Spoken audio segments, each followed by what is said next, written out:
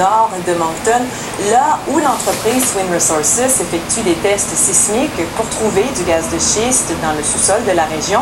Alors Michel, vous étiez sur place. Qu'est-ce qui s'est passé au juste? Vers 13h30, plusieurs dizaines de manifestants sont allés devant les camions de l'entreprise Twin Resources pour les empêcher d'effectuer leurs tests sismiques. Vers 14h, les policiers sont intervenus.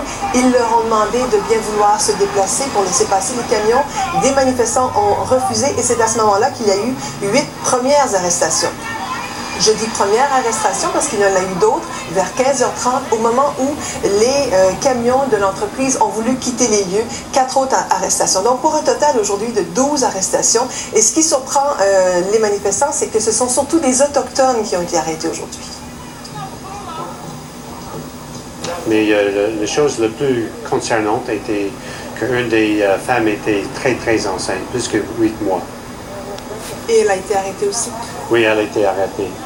C'est bizarre parce qu'il y avait une femme non autochtone qui n'était pas arrêtée, mais toutes les autochtones étaient arrêtées et la femme enceinte aussi.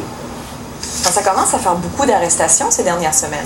Depuis que l'entreprise a fait les tests sismiques le long de la 126, c'est une trentaine d'arrestations, Martine. Mais il faut dire aussi que les manifestants veulent se faire arrêter parce qu'ils affirment que toutes les stratégies utilisées jusqu'à maintenant pour stopper l'exploration du gaz de schiste ne portent pas fruit. Alors ils tentent donc cette nouvelle stratégie, les arrestations.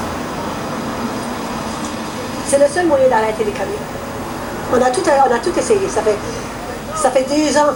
3 ans qu'on travaille, puis on a fait des recherches, on a parlé au gouvernement, on a parlé, ils ne nous écoutent pas. Alors le seul moyen, c'est ça. Les arrestations.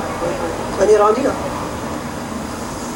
Alors voilà, d'autres manifestations encore aujourd'hui. Ça dure depuis des semaines, maintenant quelques semaines, depuis qu'on a commencé l'exploration le long de la 126. Et il devrait y avoir d'autres manifestations, nous disent donc ces opposants à l'industrie du gaz de schiste. Merci Michel. Il n'y a pas de quoi.